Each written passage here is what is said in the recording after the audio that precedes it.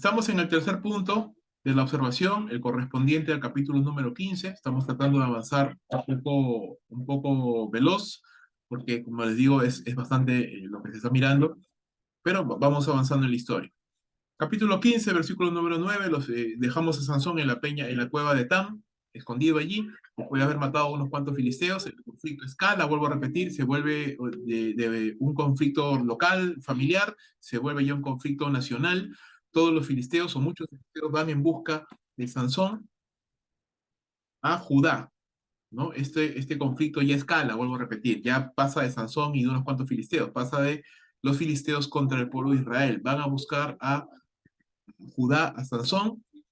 Los hombres de Judá van a la cueva de Tam, van a la cueva de Tam y le piden a Sansón que se entregue, ¿no? Van a la cueva de Sansón y le piden que se entregue. Sansón acepta con la condición de que que los judíos no lo maten, ¿no? Que ellos no le hagan nada, sino que lo entreguen nada más. Entonces los judíos entregan a Sansón, ¿sí? Entregan a Sansón a los filisteos. Y sucede algo bastante interesante. Sansón, allí ya en medio de los filisteos, se libera de las cuerdas que tenía en sus manos y con una quijada de asno, dice, mata a 1000 hombres. Filisteos, obviamente, ¿no? Mata a 1000 filisteos. Luego, Sansón, sediento después de esta batalla, clama al Señor por agua y Dios le responde. ¿Sí? Dios le responde dándole agua. Y el capítulo termina diciéndonos que Sansón, pues aquí ya, al volverse conflicto ya regional, total contra los filisteos, Sansón se vuelve juez, ¿no? Sansón ya es considerado, o es levantado, considerado ya como un juez en Israel durante 20 años. ¿Sí? Ese es el tiempo. Ahora, no se nos dice, no tenemos mayores detalles de qué hizo Sansón en esos 20 años, porque todos los eventos anteriores corresponden al inicio, ¿no? A estos conflictos familiares que luego se escalan en un conflicto ya nacional que lo catapulta, ¿no? Dios permite que estas cosas sucedan para que Sansón sea catapultado como juez. Y su ministerio, podríamos llamarlo así, dura 20 años. No se nos dice exactamente qué sucede durante estos 20 años. Lo que sí sabemos es que en alguna etapa de la historia, probablemente cerca al final, ya Sansón comienza a tener ciertos comportamientos inadecuados o más inadecuados de los que ya había tenido y que le llevan a su caída y decadencia, que es la última parte.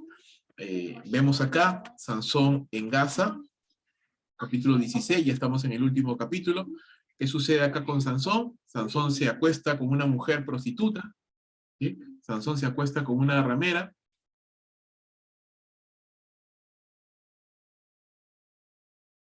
En casa. Y los filisteos, al saber que ese hombre estaba allí, pues van al lugar para emboscarlo, ¿no? Los filisteos van para emboscarlo. Pero Sansón se escapa a medianoche. Se escapa a medianoche arrancando las puertas de la ciudad. Una cosa un poco original, pero arrancando las puertas de la ciudad, Sansón se escapa de Gaza y se escapa de los filisteos. Y aquí ya vemos la parte final de la caída de Sansón, cuando Sansón se encuentra con su némesis, ¿no? Con esta mujer llamada Dalila, esta mujer terrible, filistea, y nos dice la Escritura que Sansón se enamoró de esta mujer, ¿no? Cosa que no se menciona en con las demás mujeres. Es decir, la mujer de Timnat, Sansón solamente dijo me gusta, y con la ramera simplemente fue un tema de una noche, ¿no? Fue un tema sexual. Pero Sansón se enamora de Dalila, lo dice claramente, ¿no? Esta mujer filistea. Ahora, los príncipes filisteos, ya como le digo, el conflicto era nacional, los príncipes filisteos, al enterarse de esta situación, se acercan a Dalila y le ofrecen dinero, ¿no? Y le ofrecen dinero para poder averiguar dónde residía la fuerza de Sansón. Así que Dalila ahora se embarca en el proyecto, en la empresa, de poder averiguar dónde se encontraba la fuerza de Sansón. Así que en 3 oportunidades, realmente, sí, en 3 oportunidades,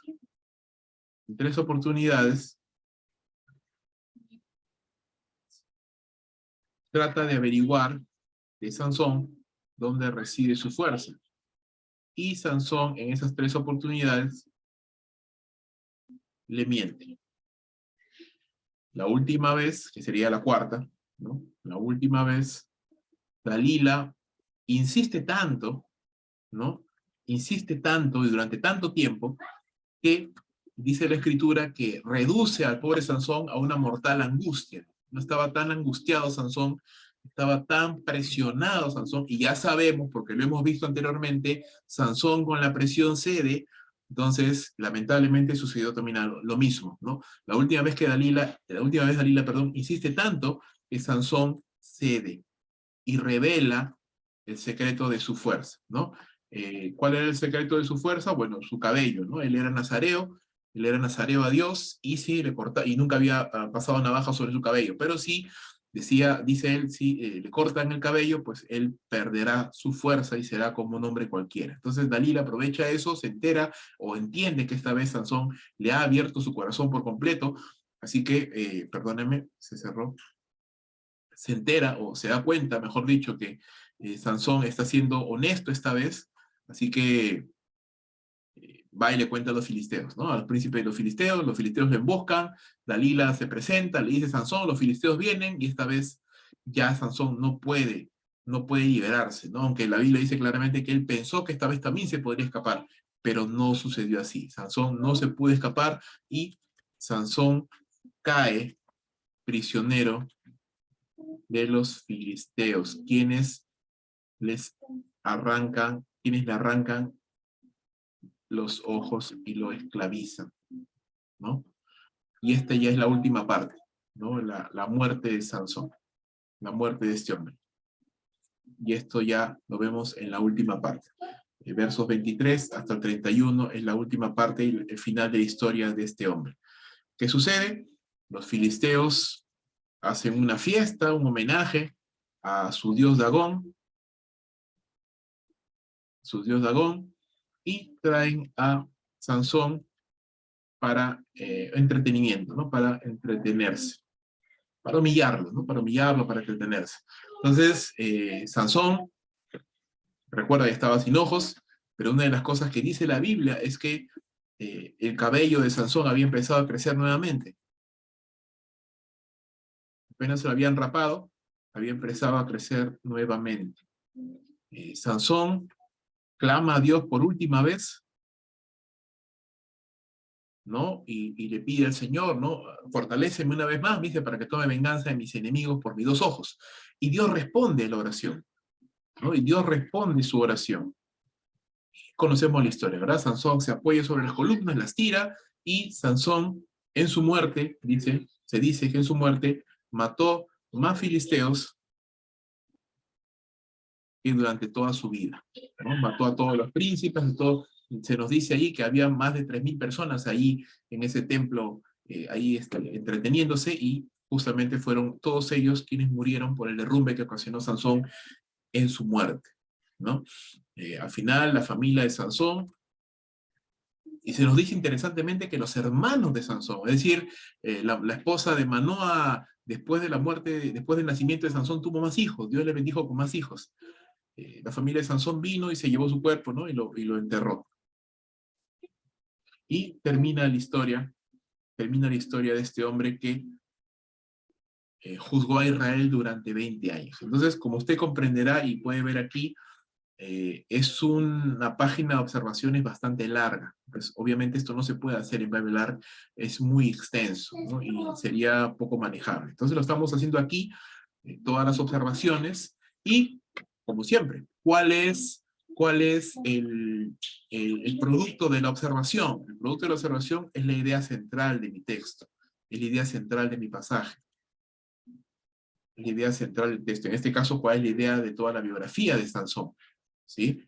Ahora, como es algo extenso, hermanos, algo que yo puedo hacer es una idea central de cada bloque. Como usted puede ver, hay bloques claros que nos muestran aspectos de la vida de Sansón. Entonces yo puedo, para hacer un poco más sencillo el encontrar la idea central de toda la biografía de Sansón, primero poder encontrar los puntos centrales de cada uno de ellos. Entonces, al inicio, yo puedo decir acá que la idea central de este primer bloque es aquí en el nacimiento de Sansón, es simplemente el propósito soberano de Dios en la vida de Sansón, ¿verdad? De eso está hablando, el anuncio de la vida de Sansón. Y es soberano porque fue Dios el que lo trajo a la vida, es Dios quien hace el milagro en su mamá, es Dios quien lo nombra nazareo, es Dios quien le da todos los requerimientos, es Dios quien lo va a levantar como salvador. Es la soberanía de Dios, definitivamente. Aquí, en el siguiente punto, en Sansón y la mujer filistea de Timnat, ¿cuál es la idea acá? La idea acá, hermano, es la venganza, ¿no? La idea acá es las terribles consecuencias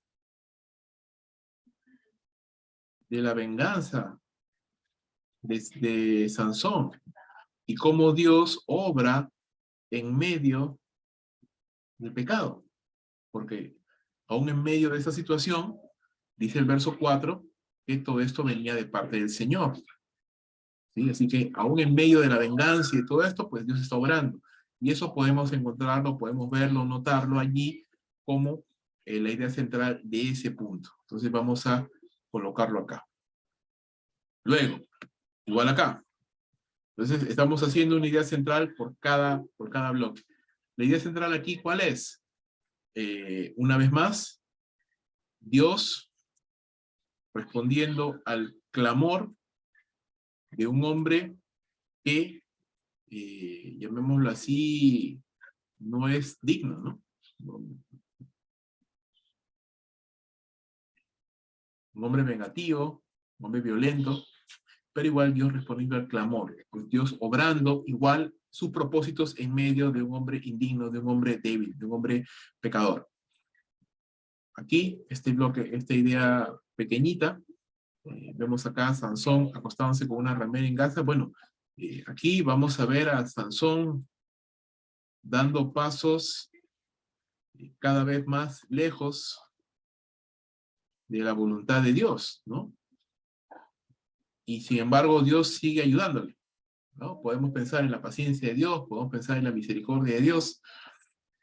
En la parte de Dalila y Sansón, o Sansón y Dalila, lo mismo, ¿verdad?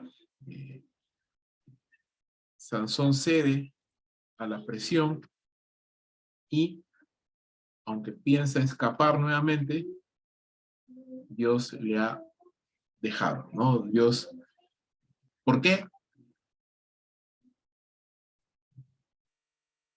Porque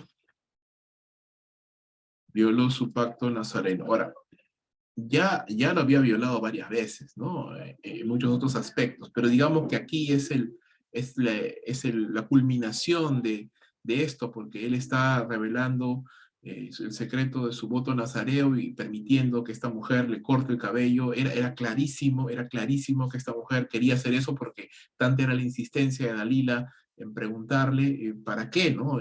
Obviamente era claro que ella lo quería para poder entregarlo a los filisteos, pero más pudo el apego emocional de Sansón hacia Dalila que su determinación de ser fiel a Dios. Y al final, aunque él piensa que puede escapar, ya Dios le había dejado, ¿no? Porque le había dado el último paso. Y vamos viendo en la vida de Sansón, ¿no? Como poco a poco va dando pasos de lejanía hacia el propósito, no el propósito, pero en todo caso del voto nazareo.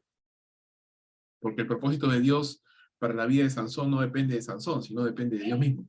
Y la idea central al final es que Dios restaura a Sansón, restaura en el sentido de que responde su oración, ¿no? Tal vez restaura es una palabra no tan indicada, pero Dios responde al clamor honesto de Sansón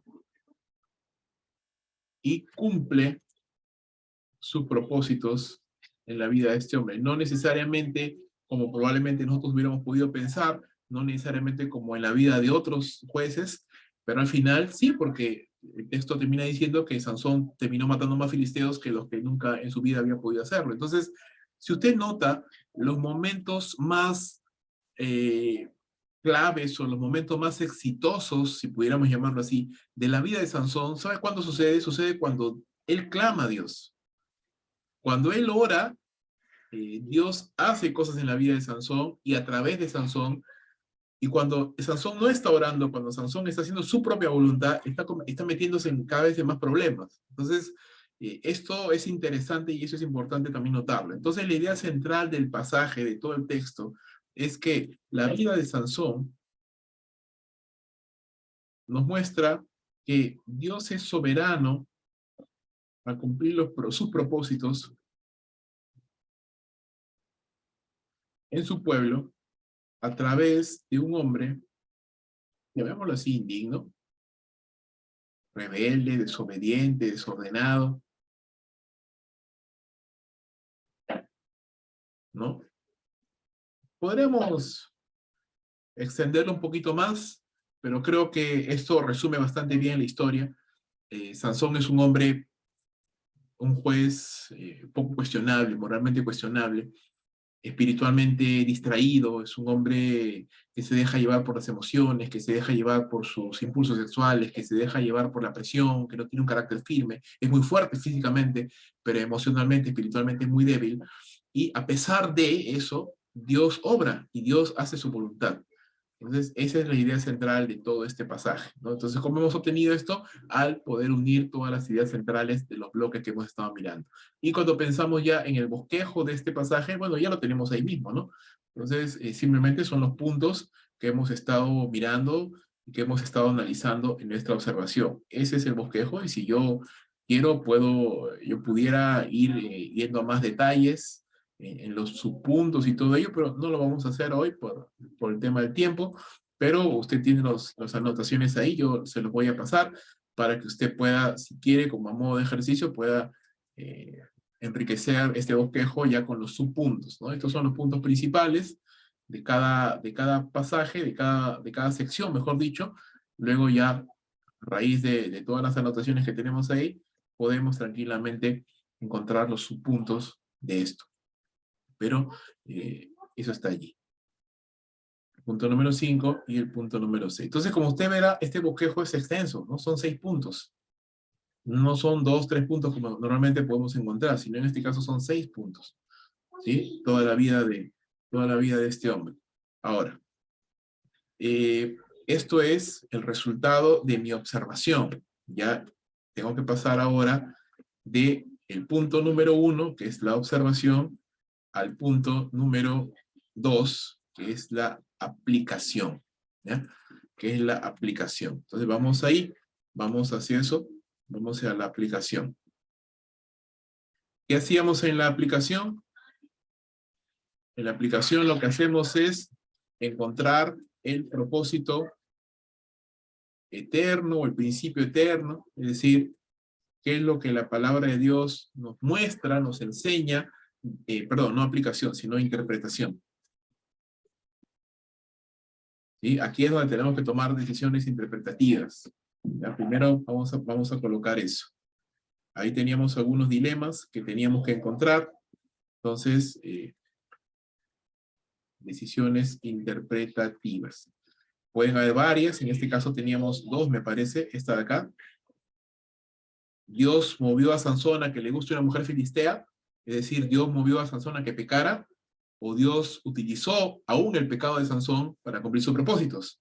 Creo que queda claro que la segunda sección es la correcta, ¿verdad? Dios no mueve a nadie a pecar, lo dice claramente Santiago. Dios no tienta a nadie porque él mismo no es tentado por el pecado. Entonces Dios jamás va a poner o va a mover a Sansón a que peque, pero sí Dios usa aún el pecado de Sansón para cumplir sus propósitos. Entonces, eso es algo importante que tenemos que definir acá. El verso número 4 del capítulo número 15 nos muestra que Dios utiliza aún el pecado de Sansón para cumplir sus propósitos. ¿Sí? No es que Dios hizo pecar a Sansón. No. Tenemos otro dilema, otra pregunta interpretativa por aquí que teníamos que decidir. Creo que solamente era, lo del panal y las abejas, ¿no? ¿Qué significaba este evento? El evento del león y de las abejas. Bueno, el evento del león y las abejas y el panal de miel nos muestra qué cosa. Usted recordará que uno de los requisitos para un nazareo era no tomar un cadáver, ¿no? ¿Qué está haciendo Sansón?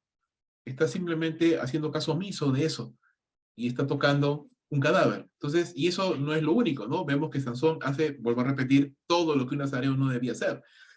No debía unirse a una mujer que no sea israelita, en este caso toca un cadáver, se mueve en venganza, o sea, hace un montón de cosas que no debe de hacer. Entonces, el evento de León y las abejas simplemente nos muestra que el descuido de Sansón en el cumplimiento de sus votos nazareos,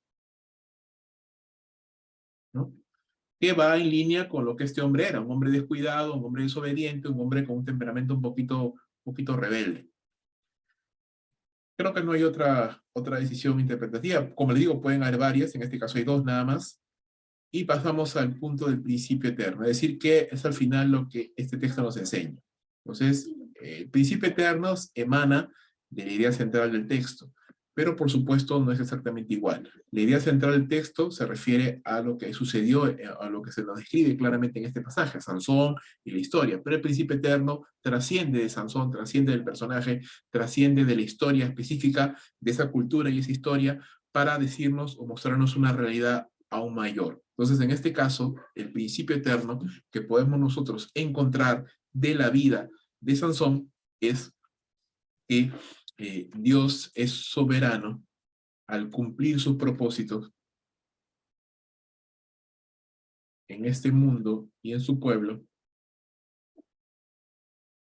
usando aún, ¿verdad?, el pecado y la debilidad de los hombres para este efecto. Ahora, por supuesto, esto, y estamos ya entrando en la parte de la interpretación y de la aplicación, esto no nos debiera de llevar a pensar, bueno, entonces como Dios utiliza el pecado, Dios utiliza la debilidad, no pasa nada, voy a vivir como se me antoja, voy a vivir de una manera desordenada porque igual Dios me va a utilizar. No, porque siempre tenemos que interpretar de una manera articulada, ojo, articulada con toda la enseñanza de las Escrituras. Entonces, para que este principio eterno sea completo, tendría que decir lo siguiente: Dios es soberano al cumplir sus propósitos en este mundo y en su pueblo, usando aún el pecado y la debilidad de los hombres para este efecto. Sin embargo, esto no exime al hombre de las consecuencias del pecado que voluntariamente cometa. ¿Ya? Este es un punto importante, porque también está en la historia de Sansón. Es decir, ¿Sansón cumplió el propósito de Dios? Sí. ¿Sansón fue un libertador para Israel de los filisteos? Sí. ¿Pero Sansón pagó con su vida? Sí. ¿Fue humillado? Sí. ¿Fue esclavizado? Sí. ¿Perdió sus ojos? Sí. ¿Debió haber terminado su vida así? Probablemente no. Probablemente si este hombre hubiera obedecido a Dios, hubiera terminado como un gran hombre, ¿no? Una vida, digamos que por lo menos más tranquila, una buena vejez, qué sé yo. Pero no terminó así. Terminó su vida realmente muy pronto y muy mal por la consecuencia de su propio pecado. Entonces, la soberanía de Dios, una vez más, no nos exime de responsabilidad. El hombre es responsable igual. Entonces, ese es el principio eterno que podemos encontrar. Y ahora vamos a pasar al paso número 3, que es la aplicación. ¿Qué es la aplicación? En la aplicación ya nosotros tomamos lo que hemos aprendido, lo que estamos mirando, y lo vamos valga la redundancia, lo vamos a aplicar a una audiencia con unos propósitos definidos. Entonces, ¿cuál es mi audiencia? Bueno, la vida de Sansón nos puede servir muy bien para enseñar a los jóvenes, para enseñar a los adolescentes, ¿no? Los peligros de la inmoralidad sexual, los peligros de la desobediencia, ¿no? Es una muy buena historia. También lo podemos enseñar en la iglesia, por supuesto. Podemos enseñarlo a los líderes, ¿no? Los peligros de un hombre que ha sido llamado por Dios para servirle, pero que cae. Cae por la inmoralidad sexual, cae por su propia debilidad de carácter. Entonces podemos hablarlo también a líderes tranquilamente, a la iglesia en general y también a los incrédulos. Entonces, como siempre, vamos a considerar nuestra congregación local como el auditorio al cual nosotros nos queremos dirigir. Esta es nuestra audiencia. Y por supuesto aquí está compuesto de creyentes y de inconversos que nos pueden estar visitando. ¿Cuáles son los propósitos que nosotros queremos perseguir? Y estos propósitos por supuesto están orientados a la audiencia a la que yo voy a dirigirme. Es decir, si mi audiencia son jóvenes, entonces probablemente quiero enfocarme en los peligros de la inmoralidad sexual, en los peligros de la desobediencia a los padres. Entonces la audiencia y los propósitos delimitan, o mejor dicho, la audiencia delimita qué es lo que yo quiero conseguir, porque esa historia puede servirme para muchas cosas, pero dado que estoy pensando en una iglesia local, que es el esquema más general, es el espectro más amplio, entonces uno de los propósitos que yo quiero conseguir es advertir a la congregación de los peligros del pecado en nuestras vidas, ¿verdad? También quiero motivar a la congregación a la obediencia a Dios, que nos protege de las consecuencias del pecado, ¿no? También quiero exhortar a los líderes de mi iglesia a cuidar su vida, ministerio y llamado ante la perspectiva de la vida de Sansón, ¿verdad? Mira cómo terminó. Entonces no queremos terminar así. También, y siempre les digo, ¿no? Los propósitos no deben ser muchos. 4 o 5 propósitos es suficiente. Llenarnos de propósitos lo único que va a querer, lo único que va a lograr es de que apuntemos a todos lados. Y ya sabes que cuando apuntas a todos lados no le das a nada. Entonces siempre es bueno tener pocos propósitos. Advertir a la congregación de los peligros del pecado, motivar a la congregación a la obediencia, exhortar a los líderes de mi iglesia a cuidar su vida, ministerio y llamado, y invitar a los inconversos a, al arrepentimiento, usando como ejemplo la vida de Sansón, ¿no? Y un último propósito muy bonito que yo puedo hacer, puedo poner es aquí, es mostrar a la congregación la bondad, misericordia y soberanía de Dios en su trato con el hombre. Sí, Leonardo, dime. Dime, Pastor, Leo. una consulta, disculpe, como hay varios propósitos, puede un sermón, o sea, el sermón mismo o la serie que se puede llevar, se puede abarcar solamente y enfocar en un solo propósito y en otra oportunidad que se vuelva en otro lugar o pasado un tiempo, se puede volver a predicar el mismo sermón pero usando el otro propósito o necesariamente se tienen que cubrir todos esos propósitos en un solo sermón. Realmente ambos, en un solo sermón puedes cubrir varios propósitos, pero también puedes enfocarte en uno solo. Y claro, estarías tomando probablemente una serie de enseñanzas de la vida de Sansón, entonces en cada etapa tomar alguno de estos, ¿no? Sí, es posible hacerlo así también, aunque la vida de Sansón nos muestra varias cosas a la vez, ¿no? O sea, es decir, a la vez que estás viendo el pecado, estás viendo la soberanía de Dios, a la vez estás viendo su bondad, la bondad de Dios, a la vez estás viendo la debilidad de Sansón. Entonces, algunos propósitos se sobreponen, ¿no? Entonces, no es tanto así como que del verso 1 al 5 vas a ver el primer propósito, del verso 6 al 9 el segundo propósito. No necesariamente siempre es así. A veces puede suceder, pero no siempre es así. Los propósitos se superponen.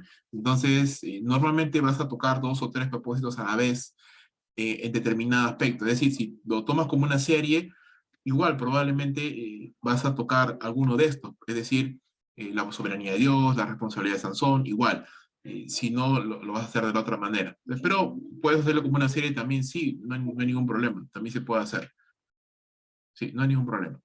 Entonces, tenemos la audiencia, tenemos los propósitos, queremos ahora encontrar, bueno, aquí ya tenemos que tomar una decisión. hacemos una serie o una sola prédica panorámica, ¿no? Yo recomiendo hacer un bosquejo primero del sermón, como que lo vas a predicar todo, completo. Y después de hacer todo ese bosquejo, tomes una decisión ya de si partirlo en una serie o tocarlo todo de uno solo, ¿no? Esa sería mi recomendación. Entonces, vamos a tomar el bosquejo del texto como ejemplo, como modelo, como base, mejor dicho, y recuerda cuál era el punto central del primer bloque.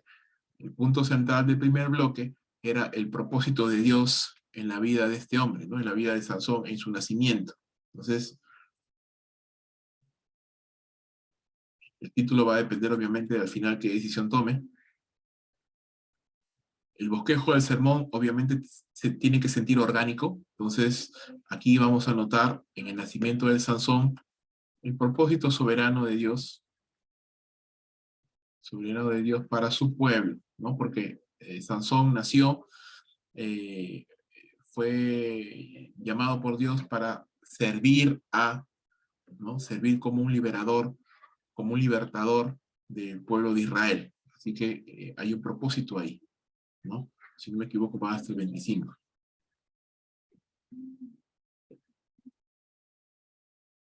Luego, cuando vamos a ver Sansón y la mujer filistea de Timnat, lo que vemos acá es la venganza, ¿no? Dios obra sus propósitos aún en medio del pecado.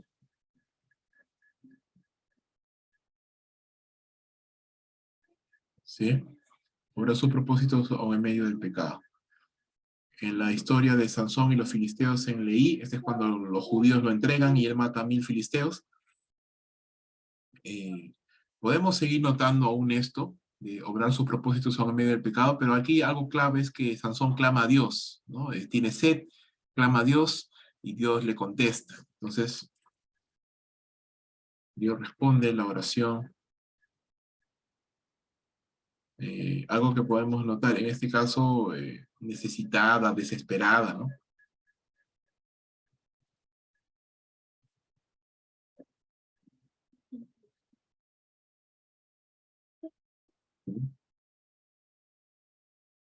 Luego, Sansón en Gaza es... aquí Sansón se acuesta con una mujer ramera, ¿no? Con una mujer, una prostituta. Este es un bloquecito muy pequeñito, pero algo nos va a enseñar. Algo nos va a enseñar de todas maneras. Entonces, ¿qué sucede? Los filisteos van a capturarlo, pero Sansón igual tiene fuerza todavía, rompe las puertas de la ciudad y se escapa. Entonces Dios obra nuevamente sus propósitos. Ahora, podemos ir a hacerlo un poco más específicos, pero vamos a poner aquí, esto es como una segunda parte, ¿no? Un segundo aspecto.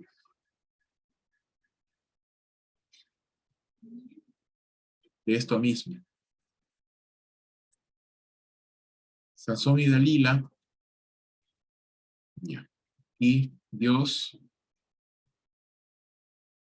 juzga el pecado, ¿verdad? Aquí ya Sansón pierde su fuerza, ¿sí? Así que vemos acá a Dios quitándole la fuerza porque ya había violado el voto del Nazareo varias veces. Entonces Dios juzga el pecado no arrepentido. Y la muerte de Sansón, Dios restaura. No quisiera llamar que Dios restaura, porque realmente Sansón, en ningún momento Sansón, él recapacita y se da cuenta que él violó el pacto nazareo. No, simplemente él clama a Dios y dice en venganza, ¿no? Por mis enemigos. Entonces, Dios responde un clamor. Es muy parecido a esto que está acá. Es muy parecido a esto. Una segunda instancia de este mismo punto. Ahora, esto es una característica de la literatura hebrea. ¿Sí? Esto es una característica de la literatura hebrea. El repetir. ¿Ya? el repetir.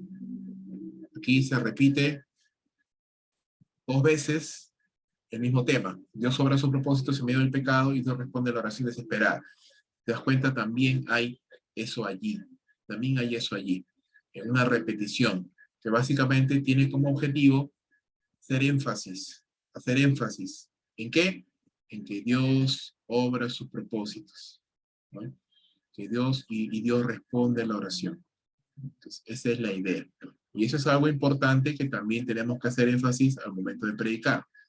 Claro, vuelvo a repetir, no necesariamente vamos a predicar todos estos 6 puntos en una sola sentada, ¿no? En una sola predica, porque sería bastante. Probablemente aquí ya yo tengo que tomar una decisión si voy a predicarlo en una serie de 6 o una serie de 5, ¿no? Juntando estos 2 en uno, estos 2 puntos en uno solo, porque el de acá es pequeño, el de Sansón en Gaza probablemente los una, o todo de una manera panorámica que tal vez es un poquito más superficial. Esto ya va a depender de qué decisión tome, ¿no?